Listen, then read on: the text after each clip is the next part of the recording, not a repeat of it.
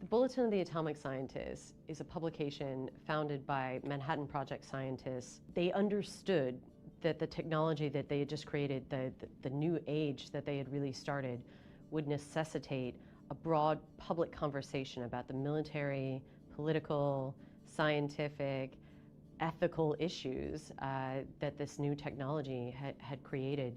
I used to think about the bulletin as, because of the name of atomic scientists, it was about nuclear war.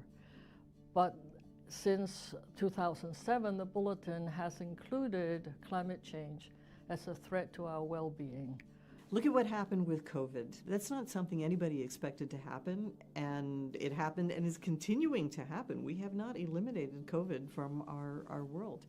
So we don't have a choice at the bulletin but to include the biological risk in our calculus of the Doomsday Clock. The Doomsday Clock symbolizes the risk to humanity from the collection of dangerous technologies and activities that humans are responsible for. Using the clock, the bulletin's able to inform the public about the nature of the threats facing humanity and to encourage them to actually get more involved, to take action, and to be aware of whether or not we're moving closer to or farther away from our own destruction. Last year, the bulletin set the Doomsday Clock at 89 seconds to midnight, the closest to disaster it's ever been. So now the question is, how does this year compare to last year? So the deliberations of the Science and Security Board that set the Doomsday Clock every year are pretty intense. In the past, it's often been quite complicated and hard to come up with the movement of the clock in a defined time. We didn't have those challenges this year. In every area, we have failed to take the steps that are necessary to reduce risks, and there are new developments in every area that make the risks greater. In nuclear, we are seeing leaders across the globe with nuclear weapons accelerate their development of new weapons, talk about arms racing and trying to outdo the other, the possibility of resuming nuclear testing, deploying new, more dangerous types of nuclear weapons, and active conflicts among and between nuclear states and in regions of nuclear tension. You have now many countries around the world investing tens of billions of dollars to modernize and diversify their nuclear arsenals. You're seeing the leaders of those countries talk more willingly about the utility of nuclear weapons, not just in a political sense. Can we use our nuclear weapons to deter our adversary, or can we use our nuclear capability to coerce our competitors into certain actions, but to actually use nuclear weapons on the battlefield, as Russia has threatened to do, as Pakistani officials have threatened to do. And you see what we refer to as arms race instability. And this is how we ended up with over 70,000 nuclear weapons between the United States and Soviet Union during the Cold War. The decline has stopped, and we're now seeing the growth begin again, and the potential for a worldwide arms race is upon us. In 9 days, the last remaining agreement between the United States and Russia that limits the number of strategic nuclear weapons they can each possess and deploy will expire, and there is no agreement to replace it. So for the first time in generations, both of these countries will be free to deploy as many nuclear weapons as they want or believe they need. That is the fundamental spark for what could be a nuclear calamity. Every year the fever goes up. Every year we break another record. The warmest 10 years are in the last 10 years. There's a metabolism to the planet, the ecosystems, the oceans. There's a whole metabolism, and the fever that's in a warming temperature is damaging everything. It's influencing everything. Since the 1800s, since the Industrial Revolution, we can document the increase in temperature around the world.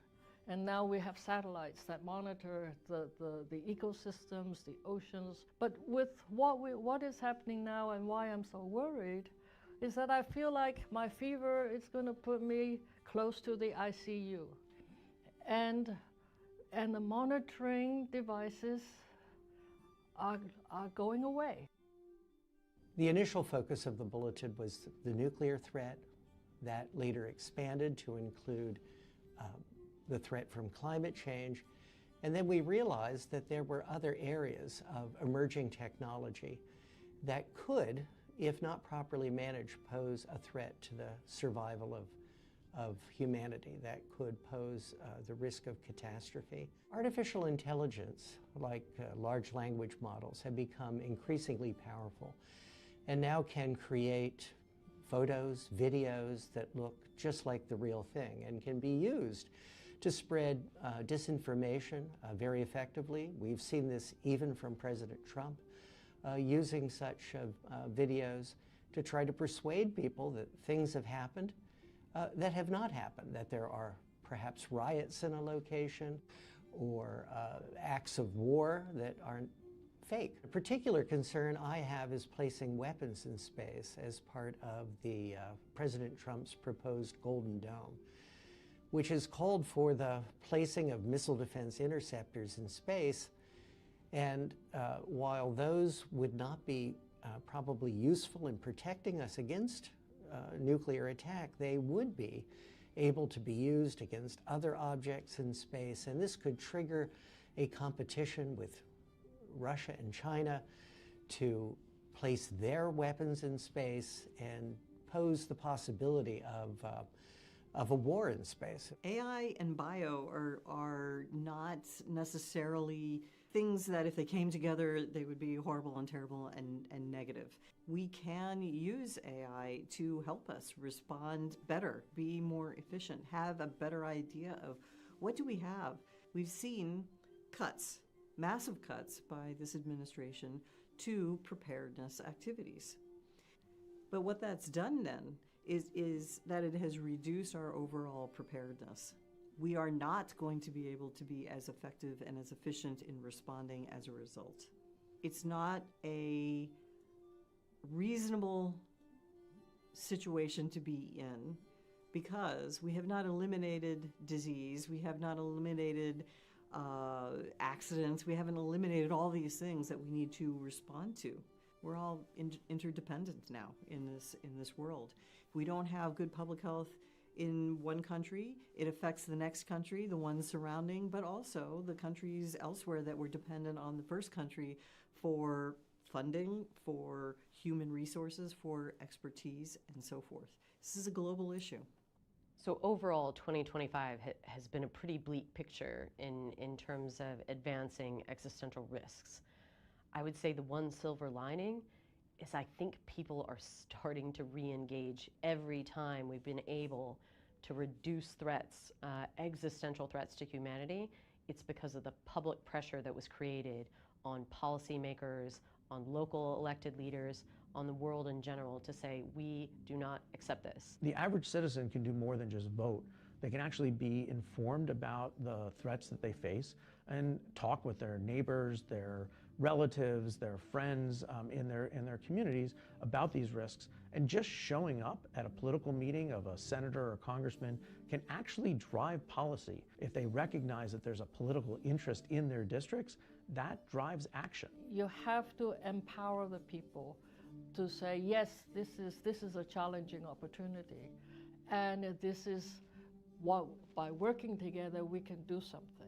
And just imagine what would happen if the whole world, all of our citizens, all throughout the world, were actually to take up the issue of turning back the clock. What would happen? I can't imagine a situation in which that enormous group of people would somehow be ineffectual. The Doomsday Clock is really a metaphor for the amount of danger that we're in. It's pointing to the urgency of the threats all around us. But it's also a call to action. I actually see it as a positive symbol insofar as we have time left to fix the problems that we ourselves have created by working together, by creating the necessary political will and the scientific analysis that will help us save ourselves, for lack of a better term, from ourselves.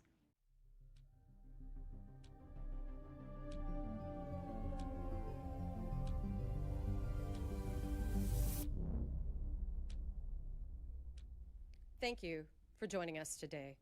My name is Alexandra Bell, and I am the President and CEO of the Bulletin of the Atomic Scientists. It is the determination of the Bulletin's Science and Security Board that humanity has not made sufficient progress on the existential risks that endanger us all. We thus move the clock forward. The Doomsday Clock is a tool for communicating how close we are to destroying the world with technologies of our own making.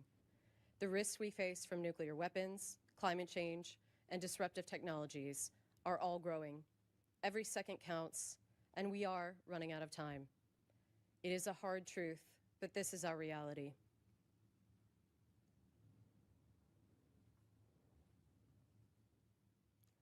It is now 85 seconds to midnight. This is the closest the world has ever been to midnight.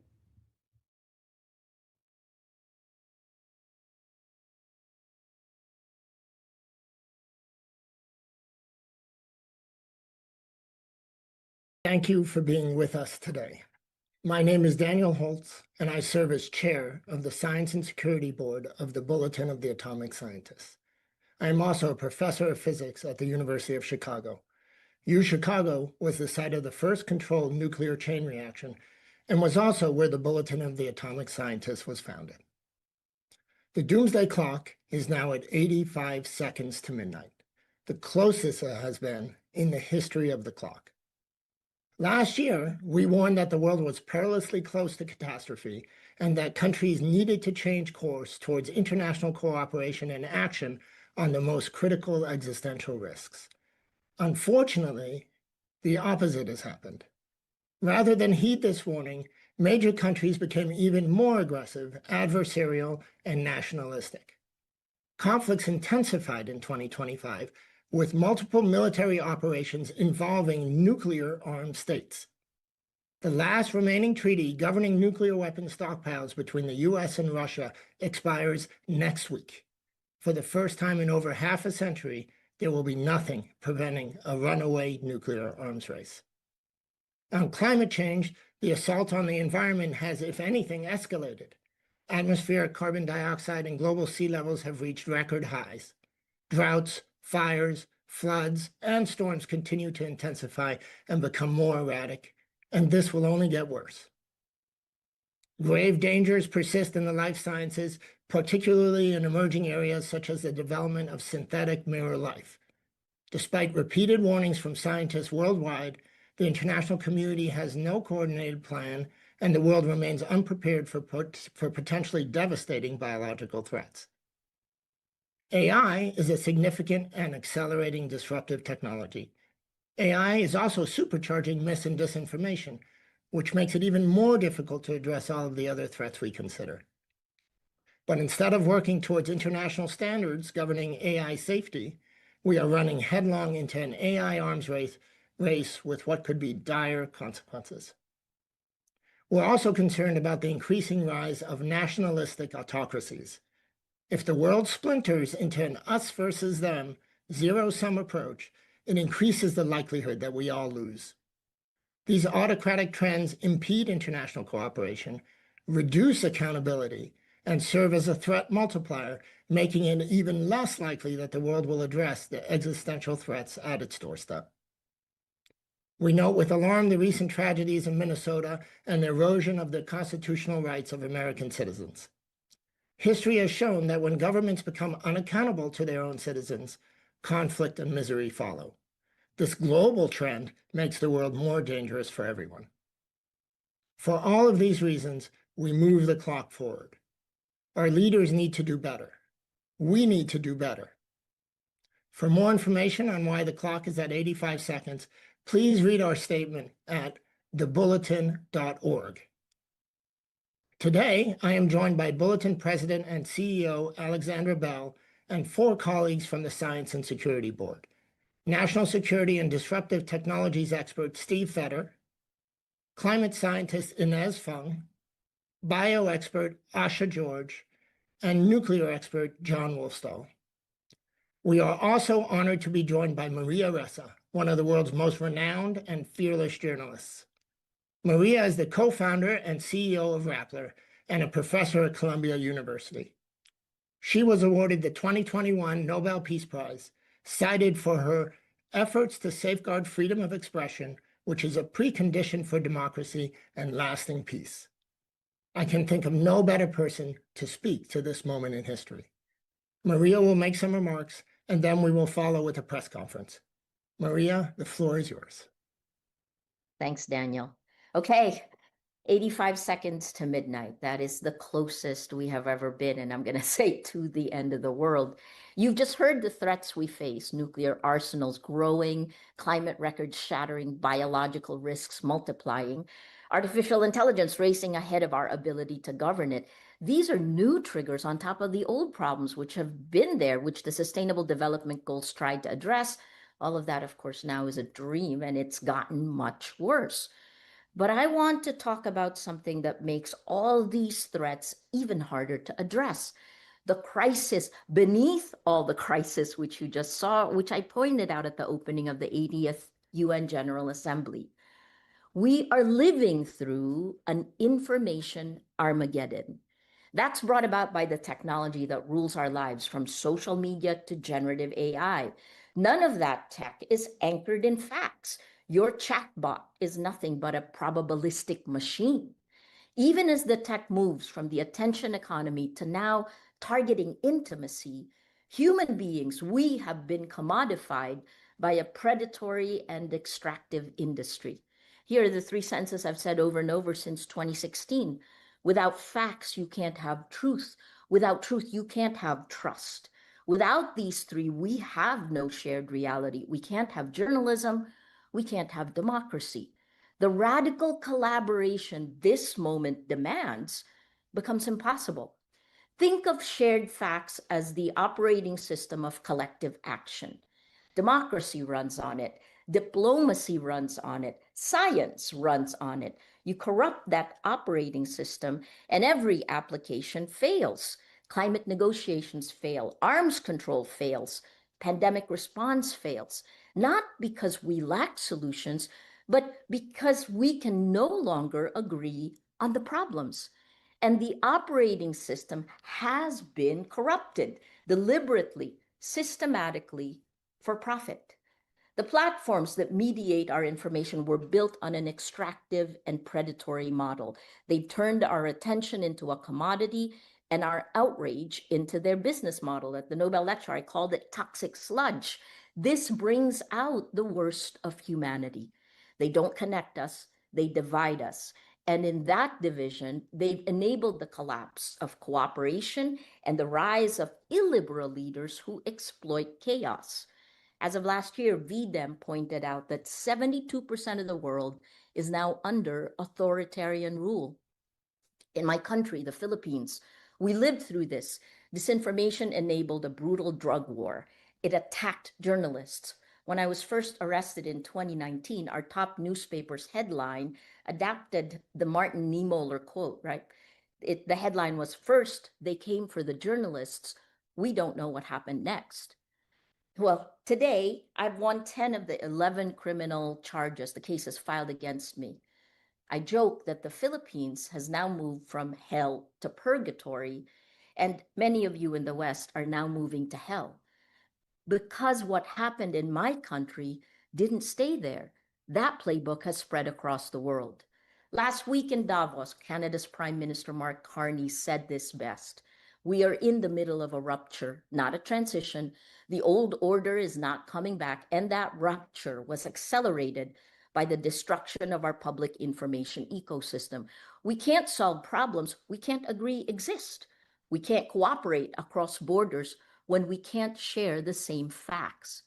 Now add generative AI, the chatbots that threaten to accelerate this chaos exponentially, floods of synthetic disinformation at near zero cost, AI slop victimizing millions in scams, supercharging the dysfunction in our information ecosystem. Oh yes, and killing our environment because of the resources it needs to run. But we're witnessing something more dangerous: the fusion of state power with the tech oligarchy. The men who control the platforms that shape what billions believe have merged with the men who control governments and militaries. Might makes right is the new operating principle, and they have the tools to manufacture consent or to simply drown out dissent. Just last week, the Nerve released research on how controlling the information ecosystem cements power. The title is Narrative Warfare and the Breakdown of Reality. It showed how in less than a year, what started as a meme became state policy and then kinetic reality in Venezuela. It shows a three-stage funnel. Narrative warfare fragments the shared reality, enabling the dismantling of institutions, clearing the path for corruption and kleptocracy. What happened in Venezuela? Greenland threatened, Minneapolis militarized, wars multiplying, not ending. This is what becomes possible when the battle for information integrity is lost. And while this happens, the clock keeps ticking. Nuclear arsenals grow while arms control collapses. Climate records shatter while the US wages war on renewable energy. The very cooperation we need to survive on AI, on pandemics, on the planet becomes impossible. 85 seconds to midnight. It is ticking, but it can be turned back. Can't leave you depressed. Now is the time to act, right? We need technology platforms redesigned around human rights, not engagement metrics. We need journalism funded as critical infrastructure. We need AI governance that prioritizes safety over speed.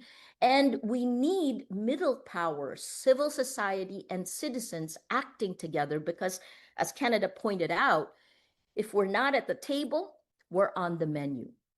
Information integrity is the mother of all battles because you can't run democracy on a corrupted operating system. You can't turn back the doomsday clock when half the world doesn't believe these problems even exist. But each of you watching, what can you do? You can do a lot because narrative warfare targets the cellular level of a democracy. That's each of us, the citizens. We think three buckets: technology, journalism, and community.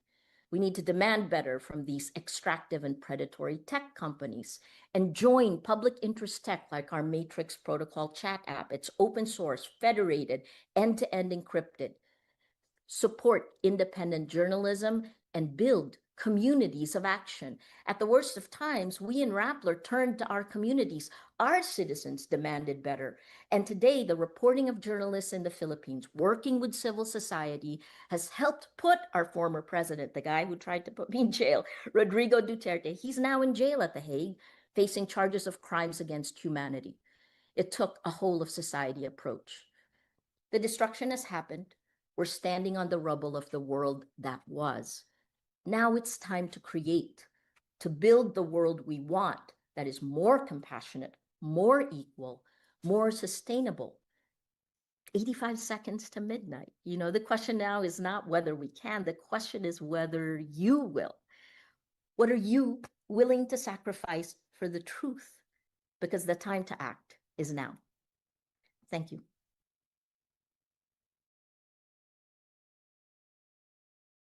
Thank you, Maria, for those powerful remarks. We'll now turn to the press for questions. Thank you. If you wish to ask a question, you may use the raise your hand function and your line will be unmuted when it's your turn to ask a question. As a reminder, the Q&A period is for reporters only. If you're having issues with your own audio or the raise hand function, you can use the text-based Q&A box and we'll do our best to get to all the questions. Okay, let's take our first question from Sean Tandon at AFP. Sean, please unmute yourself. Hi there, can you hear me?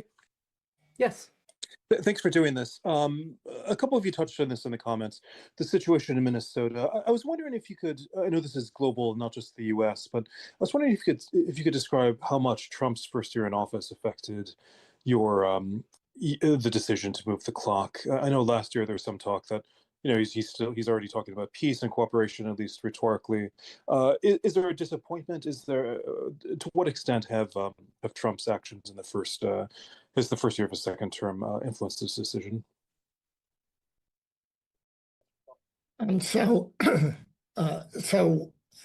As we've discussed, there are many things that go into the setting of the clock, many different issues. We worry about climate, we worry about the nuclear threat, and of course we also worry about mis and disinformation, And we mentioned explicitly, we worry about the rise of autocracy and, as Maria eloquently described, sort of the erosion of democracies globally. So all of these things go in. There have been some actions that have made things much worse. There have been some actions that maybe give hope. What we do is we kind of combine all of these things. We don't divide it into what has this person said or done and how does that now. We look at it holistically, and then make our assessment. So it's hard to point at any one thing and say this was responsible for 1.3 seconds. Instead, we really try to capture the full sense of the world, and in our assessment, the full sense is bad. We're now jumping 4 seconds, which is a large jump, to 85 seconds, which is the closest it's been ever. So the main message is we should be worried, but there are many things that can be done that would turn back the clock. This is a fundamentally optimistic exercise. The whole point of this is there are ways to turn back the clock. We need to band together and take those actions. It's in all of our interests to do so. Great. Let's take our next. Oh, sorry. Daniel, if I might add, I think in terms of specific actions that we've seen from President Trump, he's repeated humanity, and that's rhetoric that we can get behind. The problem is that rhetoric has not matched actions at all. He is, in fact, actively frittering away half a century worth of arms control efforts to keep stability between the two largest nuclear armed nations in the world. He's been attacking the tools and technologies that can help us manage climate change, attacking science and academia, the very people who will help us find these solutions. So obviously, actions of this administration have affected the clock, but the Doomsday Clock is about global risks. And what we've seen around the world is an egregious failure in leadership. No matter the government, a shift towards neo-imperialism, an Orwellian approach to governance will only serve to push the clock towards midnight. Great, and just taking a question that seems like a good follow-up in the Q&A box. How would the Trump administration actually go about negotiating a new deal with Russia to maintain current nuclear limits or further reduce both countries' nuclear weapons? John? Sure. So I don't want to make it sound like this is simple, but this is a piece of low-hanging fruit that the Trump administration should have seized months ago. Vladimir Putin, president of Russia, said that it would be a good idea for the United States and Russia to extend the limits under New START, which would allow each country no more than 1,550 nuclear weapons. Trump at the time says, sounds like a good idea. And then there was no staff work. There was nobody tasked to actually go and talk to the Russians about this. When Vladimir Putin and Trump met in Alaska, it didn't even come up. So to be frank, they could agree tomorrow. They could pick up the phone and say, let's just agree politically, we will keep this number and we will exchange data every 6 months as we did under the New START treaty until Russia stopped complying in 2023 to give our intelligence communities the means to verify that information. That would be a basic requirement to move this in the right direction, and it could be done today. Then there are people in the United States government, some of whom haven't been fired, who know how to negotiate these agreements, who know how to verify these agreements, and they should be sent to tasked to work with the Russians every single day until we come up with a new text. It could be at 1,500 weapons, could be at 1,200 weapons, could be at 1,700 weapons, but there needs to be some predictability in how many weapons the United States and Russia will deploy, and then to begin to engage China on the same thing. The reality is, under multiple administrations before Trump, this was the daily work of government and national security, and under Donald Trump, it has ceased. There are no smart people dedicated to protecting the United States working this problem, engaged with our adversaries to try to reduce this danger. And that's what has to change. Great, let's take our next question from the Q&A box. How big of a concern are nuclear weapons in space and a military space race? Steve, you want to take that one? Yes, well, I do think this is a serious concern. And there's rapid technological change in space. The US is now launching more satellites every week than we launched every year 20 years ago. Some of those satellites, like Starlink, are being used to support military operations, such as operations in Ukraine. Russia and China have taken notice of that and have talked about how they might disable those satellites as the first act or an early act of war. And because there are so many Starlink satellites, perhaps one of the only ways to disable the whole constellation would be with a nuclear explosion.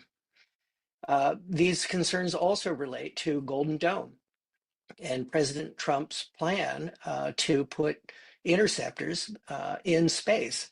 That's another case where many thousands of interceptors would be needed, and Russia or China might counter that deployment by stationing nuclear weapons in orbit, by using nuclear weapons in space.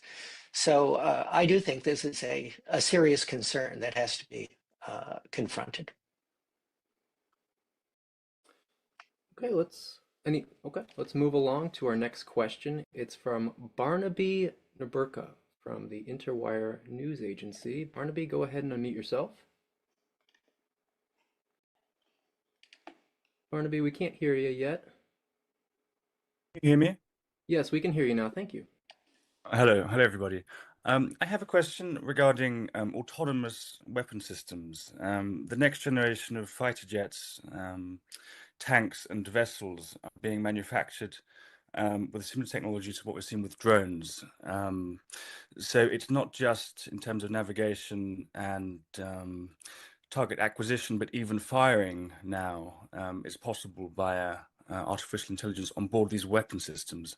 And now I'd like to ask if the board is concerned by this trend and if they feel that the delegation of firing to algorithms is a potential risk with nuclear weapons now being involved. The short answer is definitely yes, we're concerned. Maybe Steve, do you want to give a longer answer? Well, the concerns about the reliability and transparency and the understandability of AI algorithms is well known, well identified, and that's particularly acute when the US, China, and other countries are racing to incorporate algorithms into autonomous weapons that would use these algorithms to automatically identify and target forces on the ground. And rather than try to impose some guardrails on this, countries are rather racing to develop and deploy these capabilities. So I think we do have to be very concerned about their reliability, trustworthiness in actual use. Thank you. Let's go to our next question from the Q&A box. With the US leaving the Paris Agreement, how do you expect the collaboration against climate change to shift? Inez. I think I agree it's the last three COPs, Conference of Parties, have not focused on emissions. They focused on adaptation and justice, which are all very important. Here the private sector has been working independent of the government.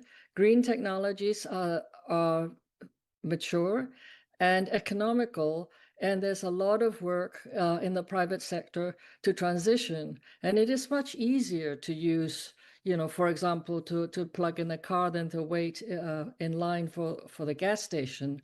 So there's lots of things that are happening which will drive the government into action. And I hope that the grassroots or the private sector and the governments can work together to see that it is a win-win for all if we go in the renewable energy and not rely on fossil fuels. Thank you. Moving along, another Q&A box question. In terms of biological threats, what are the top factors that affected your assessment, and are we prepared for another pandemic? Oh, sure. Yes. In terms of the top factors, I would say we were looking at the offensive biological weapons programs that are currently possessed by Russia and North Korea, and the suspicion that other countries have those as well, number one. We were looking at the rate of increase in numbers of high-level laboratories all throughout the world, working with very dangerous pathogens and not necessarily putting in all the safety and security requirements that would be needed to do that. Thirdly, we were looking at the continued movement of diseases throughout the world, creating pandemics. It's been quite some time now where we've just been dealing with anywhere from 7 to 10 pandemics at once throughout the world. And then fourthly, as Daniel said earlier, we are looking at increased emphasis on high-level biology for to synthesize organisms, to modify organisms, and to create what is now known as mirror life, which has DNA that goes the opposite direction and could and would be very toxic to all life here on the planet and could destroy it all.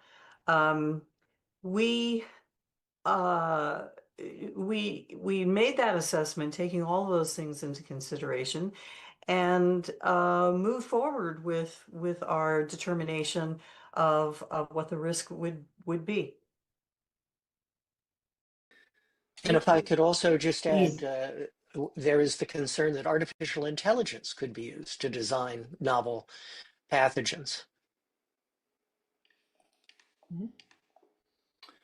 All right, going to our next question. It comes from Julia Levy at Northwestern University Medill Climate Change News.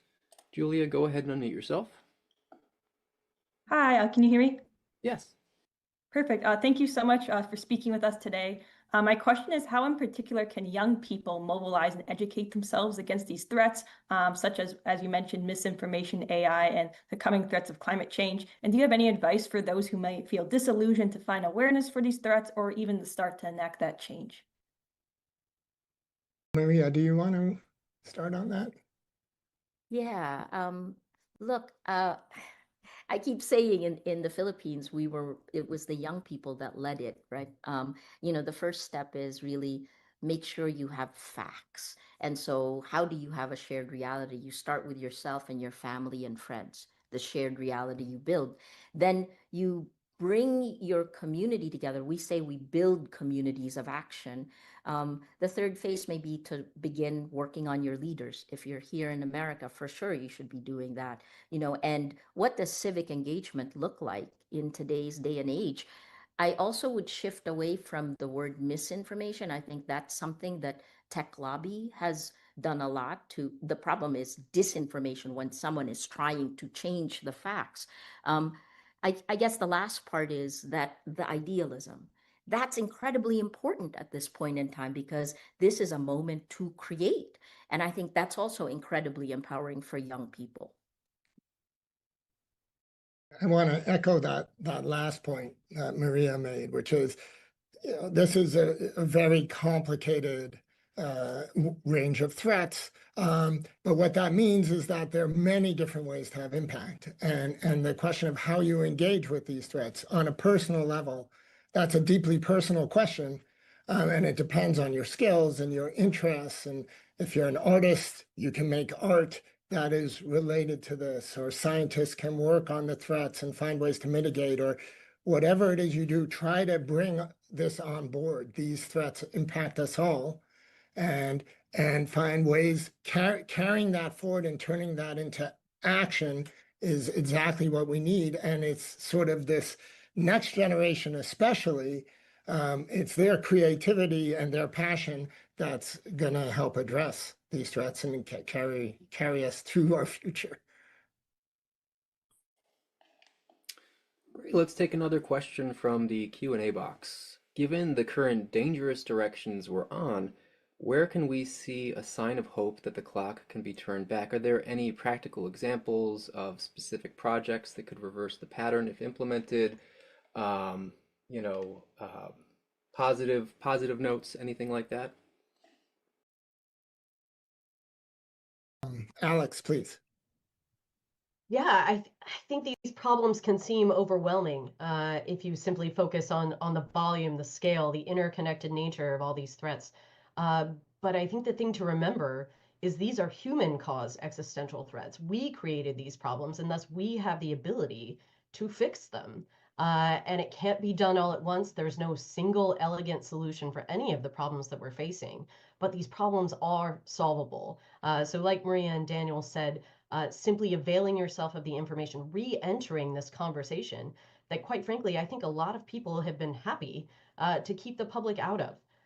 Is re-enter, get information about these threats, talk with your communities, with your civic groups, with your friends, with your families, ask your elected leaders at every level what they're doing about these issues. Every time we've been able to turn back the hands of the clock, it's been because we had scientists and experts working to find solutions and a public that was demanding action, a public that demanded to see these tools, technologies applied for helping humanity, not harming it. So whether it's getting back to the table on arms control agreements, demanding that our leaders go to the negotiating table, demanding that we take the steps to push back against climate change and extreme weather, something many people around the US at least are experiencing today.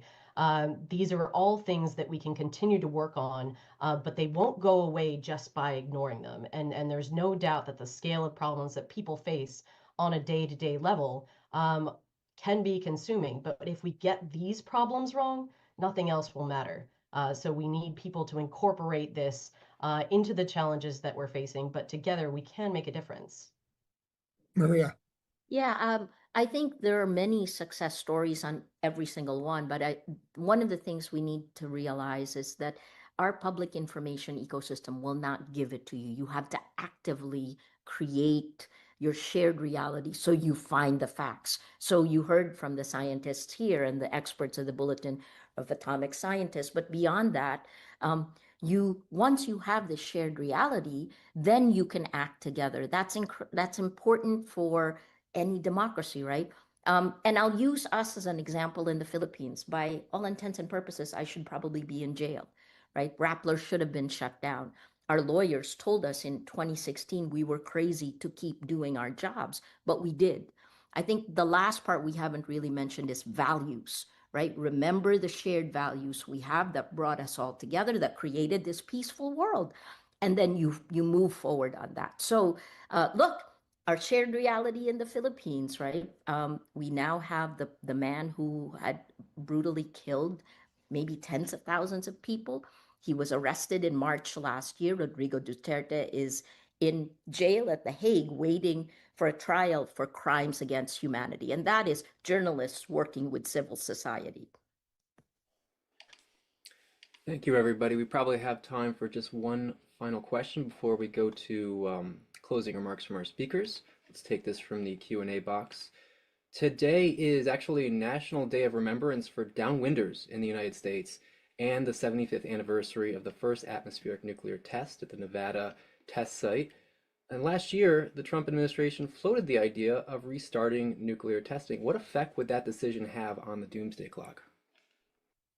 John. So we don't get into the business of predicting if the government does this or if that person does that, then the clock will change this much. We obviously had factored in the statements by President Trump that he was thinking about restarting nuclear testing, and then the confusion that was created. There's no doubt from my point of view as an expert that any country restarting nuclear tests would be incredibly damaging, both to the planet. We stopped testing nuclear weapons because it produces highly radioactive contaminated material, but also because it would be a serious negative impact on global stability and security. If the United States were to resume nuclear testing, Russia and China would rapidly follow suit. They would be able to make much more progress in modernizing their nuclear weapons than the United States ever could, because our weapons and our testing program actually was much more advanced when we shut it down in 1991. And so from a US point of view, it would be a loss in security, but it would also normalize nuclear weapons, nuclear testing, and nuclear threats even more than they have been. And that can only be a step in a negative direction. There is no world that is better off when major countries are exploding nuclear weapons and hinting that these things are usable and that we're prepared to use them. That's just the basic requirement. You don't need to be a member of the Science and Security Board to recognize that as a negative development. Okay. That's all the time we have for questions, and we're going to go next to closing remarks from our speakers. So thank you all for your questions. I'd like to give my colleagues a chance for brief closing statements. Alex, why don't you go first? Thanks, Daniel. First, thanks so much to the people around the world that read and support the Bulletin. I'm glad so many people are watching today, and I hope your interest will extend to reading the Bulletin. And for 80 years, we've been connecting the world's leading experts on existential risk directly to the public and to policymakers, including by outlining our relative level of risk via the Doomsday Clock. But it's important to remember that the clock does not predict the future. It illuminates our current reality. The clock has turned back before, and it can again. People around the world, as I said, must demand their leaders combat the risks that threaten us all, or perhaps find leaders that will. For hope and inspiration, look to the brave civil servants, service members, journalists, experts, advocates, artists, citizens that continue to fight every day for a better future. We and they know our current trajectory is unsustainable. While these challenges can seem overwhelming, everyone watching today, everyone around the world has agency. No one can do everything, but everyone can do something. With 85 seconds left to midnight, we have to come together and we have to push for change. Thank you. Thanks, Alex. Steve?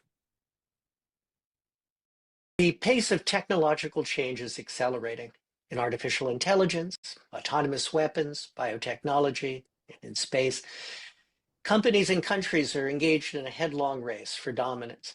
Citizens need to demand that their governments do more and cooperate to identify and mitigate the risks of disruptive emerging technologies. Thanks, Steve. Inez?